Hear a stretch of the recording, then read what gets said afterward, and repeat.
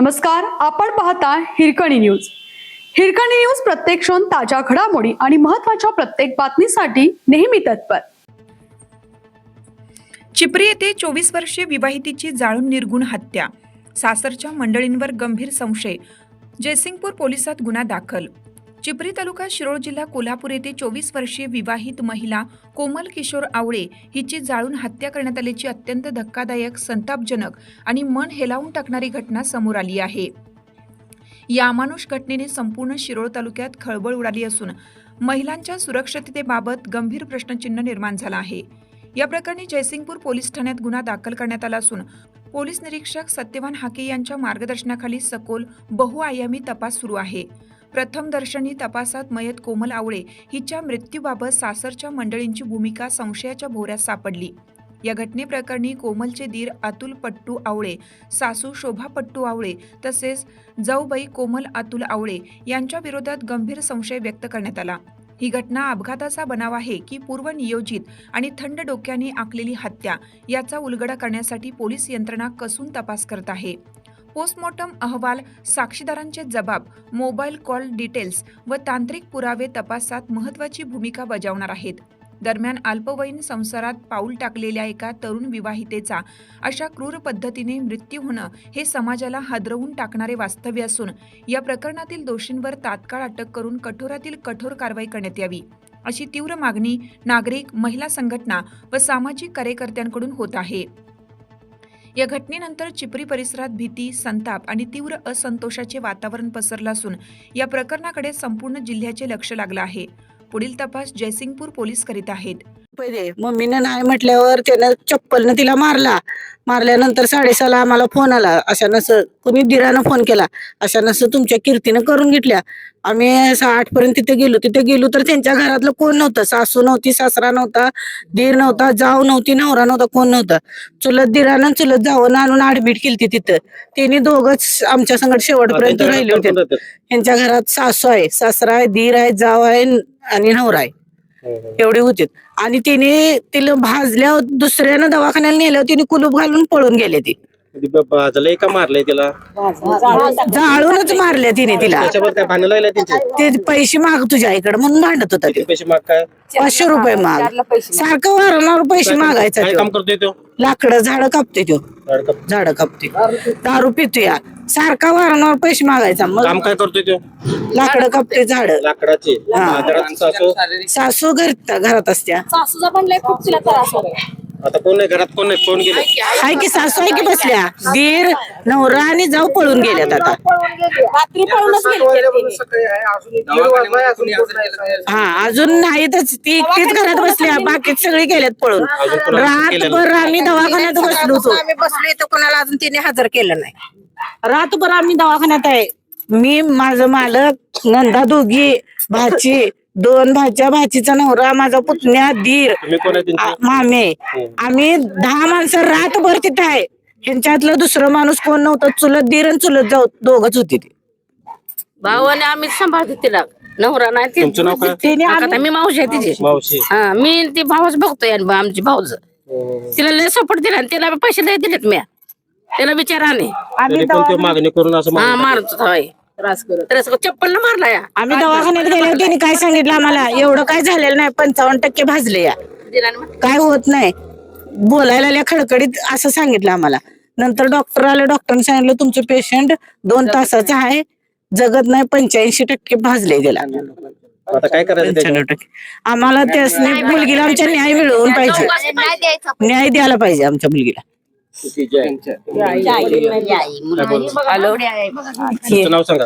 माझं राजूबाई साठे. मुलगीची आई आहे ना? बोला. फोन केलती मला पैसे दे म्हणून, 500 रुपये मागायलेत म्हणून.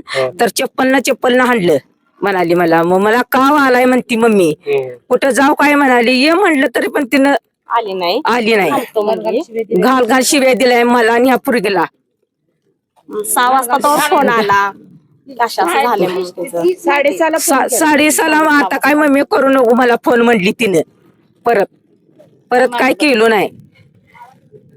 लग्न झाल्यापासून तिला त्रास होता. लग्न झाल्यावर वय छळ आहे तिला. नकोच होती सासूला बिन झालेला बी.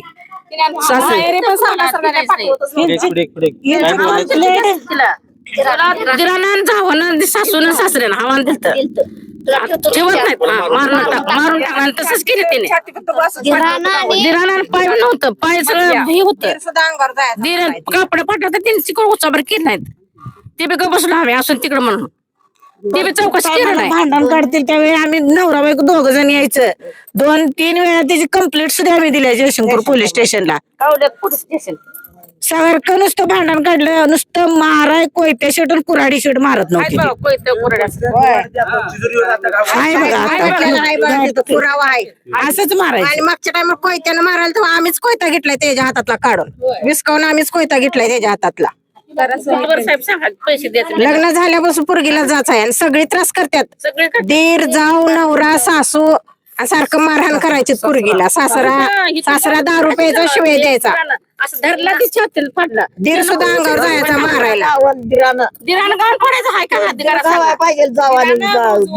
उचललाय का सांगा तुम्हीच सगळं पोरगी बोला की तुम्ही काय आता तेच की. तुमचं डायरेक्ट दिरानं भाऊजावर हात उचलायचा असतोय काय मग त्या माहेरच्या माणसाने ते सर्व आधी मध्ये सांगायची सारखी तरी पण आम्ही म्हणावं घेतलं नाही असू दे तिकडे काढायला पाहिजे दिवस असंच चालतंय म्हणून आम्ही लक्ष दिलं नाही आधी मध्ये नाही ताकीद करून जायचं सासू म्हणायचे आधार आहे माझा आम्ही लक्ष देतो म्हणायचे सासू घरात असताना तिनं पेटवून घेतले आणि तिथं असं रोडवर येऊन पडोसपर्यंत सासू आली नाही म्हणल्यावर चुकी कुणाची आहे म्हणायचे सासू पण सामील आहे सासू सामील आहे दीर सामील आहे जाऊ पण सामील आहे नवरा पण घरात होता आणि आता उगाच नवरा नाटक करून रडायला लागलाय त्यासने आम्हाला व्हायला अटक व्हायलाच पाहिजे 5-6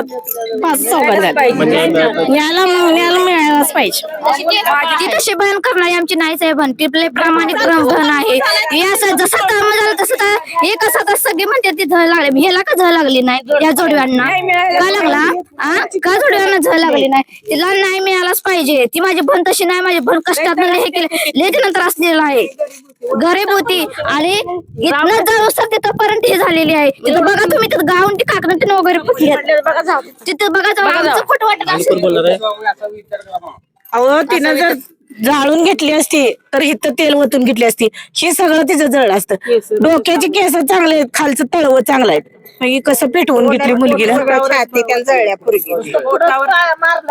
नुसतं पुढं मारलंय तिच्या तेल आणि काडी ओढून टाकल्या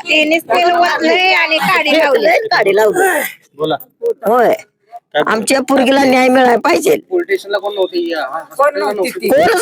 आम्ही सगळे होतो त्याला कोणच नाही कोणच नव्हते त्याच्यातले म्हणजे हॉस्पिटल कोण नेलं कोणी दिलं शेजारी होते तो पानं पोटान तोंडावर सुद्धा जळ यालाय आणि की असं ते हे सगळं जळलेलं पाकतीचं. नुसतं असं सगळं जळ यालाय तोंड लेच असं बघण्यासारखं नव्हतं थोडं तेल ओतले काडी लावले तिला आणि पळत जाऊन पोरगी तिथे पडल्या झाडाखाली तरी सुद्धा सासू आली नाही आणि आम्ही विचारताना सासू म्हणते घरातच होतो आम्ही तिचं कर्तव्य होतं का नाही सासूचं सुनाला वाचवायचं हॉस्पिटलमध्ये तिने न्यायला पाहिजे होते सकाळपर्यंत हिने कोण हजर नाहीत हॉस्पिटलमध्ये शेजाऱ्याने पोरगीला नेलं हा 9:30 वाजता तिला नेलं 9:30 वाजेपर्यंत 9:30 वाजता कुठलं 8च्या अगोदर 8च्या पहिलाच नेलंय हॉस्पिटलमध्ये जबाब नाही तिला बोलायलाच येत नव्हतं हिने सगळं खोटं सांगायला पोरगी बद्दल 6:30 वाजता तिला भाजले 7ला आम्हाला फोन आला 7ला आम्हाला फोन आला आम्ही घरातनं त्यांना सांगलीत जास्त तर तिने नेऊन ऍडमिट केलं आणि आम्ही तिथं गेल्याबरोबर आम्हाला सांगायला की फक्त 55% भाजले काय झालेलं नाही खडखडीत बोलायला लिहा तुम्ही काय एवढं हे करू नका नंतर डॉक्टर येऊन सांगितलं डॉक्टरना आम्हाला तुमच्या मुलगीला एवढं भाजले 2 तासाची मुदत आहे तिला श्वास घेता येत नाही तिचं अन्न नेले का आतनं जळत आले सगळे सुजून मिळल्या आणि आता व्हेंटिलेटर लावून 2 तास ठेवायला पाहिजे तिला डॉक्टर सांगितलं पण फक्त आमच्या मुलगीला न्याय मिळाला पाहिजे आणि तेराने जाऊ तर काय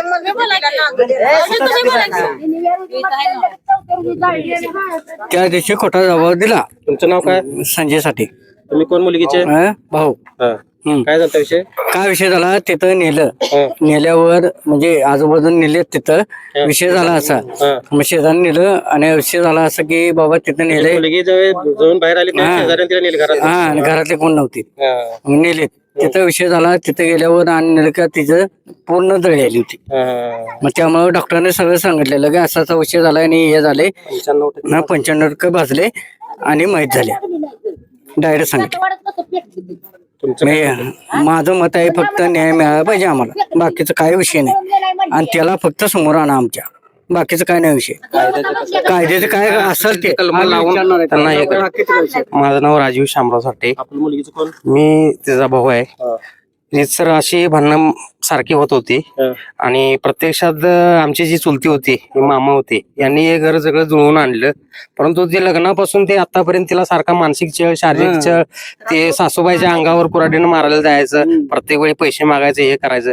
या सगळ्या शारीरिक कंप्लेंट वगैरे काय ते सगळ्या 2 कंप्लेंट झालेल्या आहेत सगळ्या. आणि काल काय झालं परिस्थिती, काल इथं आम्हाला 8-8:30 वाजता फोन आला की असं त्यांच्या घरात घटना घडली. मग इथल्या शेजारी ती बाहेर जळलेल्या अवस्थेत आली. त्यामुळे घरातलं कोणीही आलेलं नाही. सासू नाही, नवरा नाही, काय त्यांच्या कौटुंबिक असतील तेच कोणीही आलेलं नाही. आणि ज्यावेळी ती बाहेर येऊन पडली त्यावेळी शेजारी एक समाजाने जाऊन तिथं त्रितसर ऍडमिट केलं तिथं सांगली सिव्हिलला. सांगली सिव्हिलला ऍडमिट केल्यानंतर तिथं आम्ही गेलो. एक 9-9:30 त्या दरम्यान आम्ही आमनेरीवरून गेलो. तिथे गेल्यानंतर बघितलं की प्रत्यक्षात तिथं कोणच म्हणजे असं कंप्लेंट घरचा माणूस कोणच नाही. म्हणजे त्या मुलगीला इथं आणून जाळून मारण्यासाठी आणलं होतं का काय केलं होतं, समाजाने नेऊन तिथं ठेवलं आणि त्या पद्धतीनं तिचं जे चालू झालं. परंतु ते डॉक्टरच म्हटलं एक 2 तासाची वेळ दिलेली आहे. 2 तासानंतर त्यांना हे होईल म्हणून सांगितले. 95% भाजलेली आहे.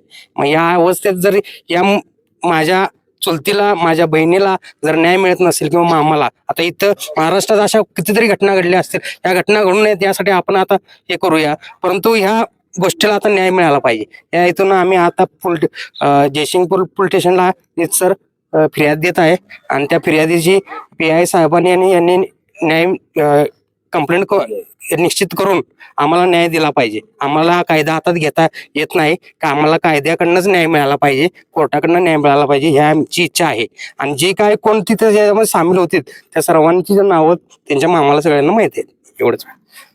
आणि कोण बोलणार आहे? बंद कर कॅमेरा. तुमचं काय मत आहे ते बोला की तुम्ही. पेटवून घेतले म्हणतात का नाही, तिचं तिने पेटवून घेतलेलं असलं तर त्या घरात काय तर नुकसान व्हायला पाहिजे का नाही. तिथनं काही सुद्धा झालं नाही. किती जागा आहे ती, तिकडं काय झालेलं नाही नुकसान. आणि तिथं येऊन इथं किती नुकसान झालं, तिचं पडलेलं आहे सगळं. एवढं कसं पेटलेलं आहे ते, तिथं कसं जळलंय तेवढं. आणि एवढं 95% पेटू सर घरातली माणसं काय कराल ते विजवायचा प्रयत्न करायला पाहिजे ना त्यांनी. बरं ते बाकीचं कुठं जळायला नाही, तोंडावरच आणि छातीवरच. बरं पायाला काय नाही, हाताला काय नाही, केसाला काय नाही, पाठीमागं काय नाही. हे असं कसं ती पेटवून घेतलंय म्हटल्यानंतर सगळंच पेटायला पाहिजे नाही. आमच्या मुलगीला न्याय पाहिजे. तिची काय चूक होती तिने सांगायला पाहिजे होती. काय माणसं नव्हती एखाद्या तरी माणसाला, गावातल्या माणसाला जर कोणाला जाऊन सांगितलं असतं की ही जी चूक आहे हिच्या बाहेरला नेऊन घालवा जावा, सांगायला पाहिजे होतं त्यांनी. मग ती काय चूक होती ती सांगू द्या, आमच्या समोर द्यायला ना, आम्ही विचारतो. हा, आम्हाला काय असेल तरी सर कारवाई द्या, आम्हाला तिचा न्याय द्या.